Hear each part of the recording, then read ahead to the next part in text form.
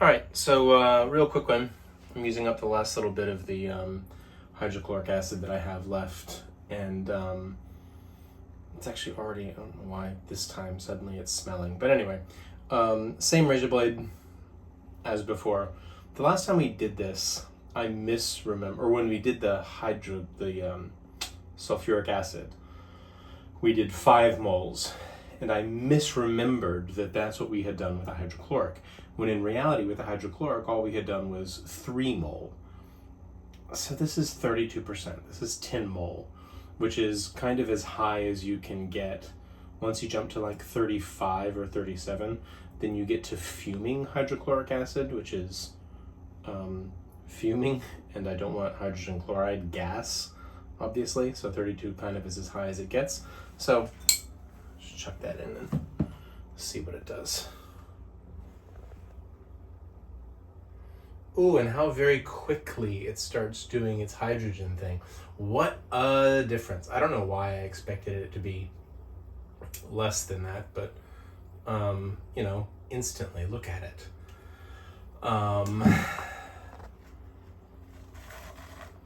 And that is, you know, it's 3 times the molarity, more than 3 times the molarity of the previous one we did. And twice the molarity of the sulfuric acid, but I thought that one of the reasons the sulfuric acid was so effective was, number one, it has 2 hydrogens. It does kind of a double dissociation, 2 dissociates twice, and then it's such a strong oxidizer. Hydrogen chloride, none of this is oxidation. And I'm thinking I should maybe cover this because it looks like it's producing a lot of hydrogen. So, we have to do it again because it's the first actual setup, first time I've been doing one of these where I screwed up. I decided I wanted to make one of these one of these base alkaline bath things for it so that I could sort of cover it and it would maybe neutralize a little bit of the stuff in the reaction. And then as I was filling up this little tub, because the beaker is so light, the beaker started to float and it tipped over inside the thing, so all the acid neutralized. But just within about a minute, there was enough oxidation, or enough corrosion and reaction in the razor blade that it looked like the 3 mole solution after 14 hours. So let's do it again.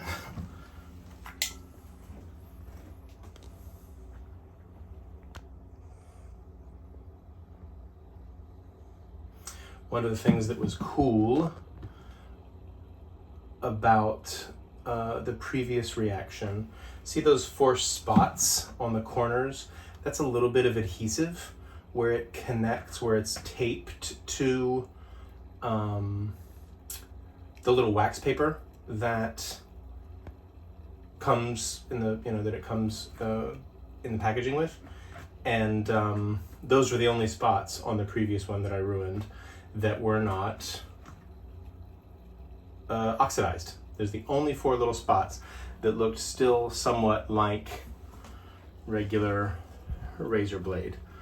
And boy, did it get hot. You can't tell right here from this horrible angle, but this razor blade is not floating. It is completely submerged. And you can see already how dark. Get out of the way of my own light. I just don't want to touch it. How dark it is already getting. How very, very quickly it is oxidizing. So, and as this happens, it's releasing hydrogen and heat. And as it gets hot, the reaction will go faster. Because that encourages, all of that. So you see how it's bubbling sort of more vigorously as a result. And then it is going to start floating. So let's come back in a few minutes. All right, so it's been about 10 minutes.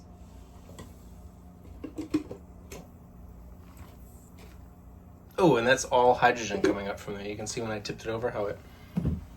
Ooh, that might be much more promising.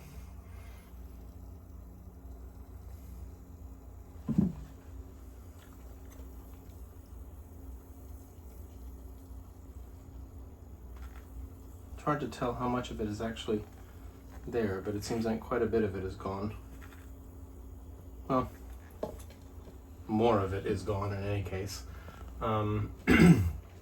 Remember with the other ones, how there was that sort of greenish color to the acid once it had been sitting for a while? Even in the sulfuric acid, when it had completely dissolved, there was this actually rather pretty kind of oceany green-blue color. This is a dark, much darker. And it's still very much going. Can you see how it's still bubbling up? So it's been in here for literally 12 minutes or something now is all. That's really cool. We'll come back in a bit. Okay, so it's been like another 10 minutes or so.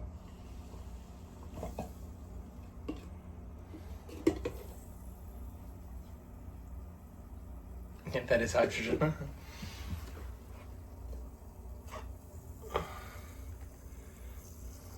Okay, so it's not completely... Oh, no, I think it did just kind of break up. No, it did, yeah, it is breaking up for sure. I kind of want to get rid of I kind of want to pour some of the acid. I mean, it's definitely smaller than it was. It's broken up into a few pieces. And it's still going. So at this rate, if we left it for a while longer, I believe it would disappear. We left the 5 ml sulfuric acid for a half hour. This has been 25 minutes, something like that. So we can leave it for a bit longer. See if we can get it to do something.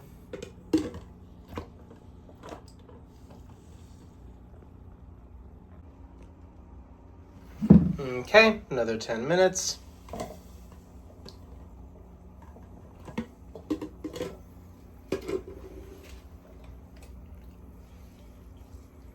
Yeah, and I'm happy to say, why? Happy to say that it is basically gone. That's cool. I was starting to feel a little bit bad for hydrogen chloride because sulfuric acid was doing all the exciting stuff. So it's gone. So this is some iron oxides. Is that right? No, iron chlorides and chromium chlorides and all sorts of chlorides. The hydrogen would be gone in that little cup there and some in my room. What else do we have? Carbon, some carbon chloride, iron chloride.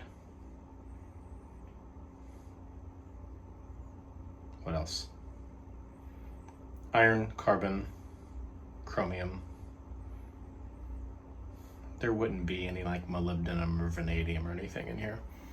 But that's all that's left. Some of those bits are the print on the thing. So, the moment we've all been waiting for.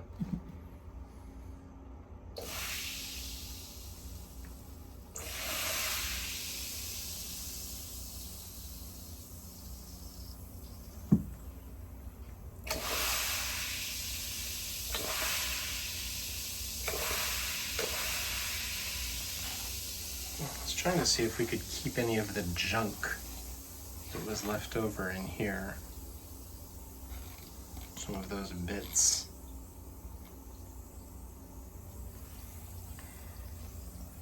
That's what's left.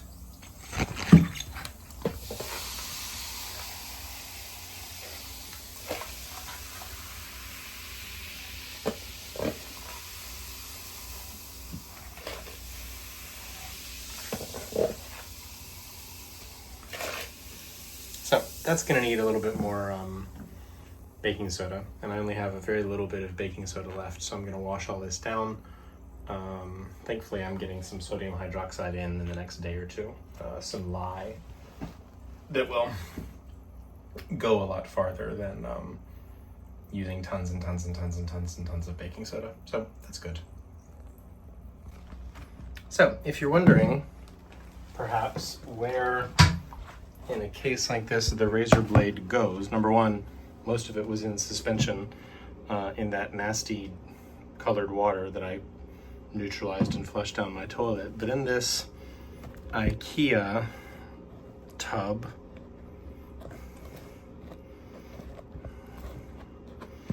that, I mean, you can't see it on this black glove, but that residue is some kind of, probably not a chloride at this point, probably an oxide, because I put a bunch of water in there.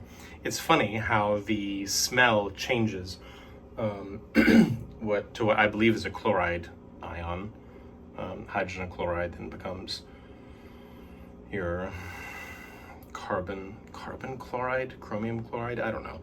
I'm an amateur. But then when you add water, it immediately becomes that ferrous, irony smell of that damp smell of rust, because it's oxidizing more, is what I assume.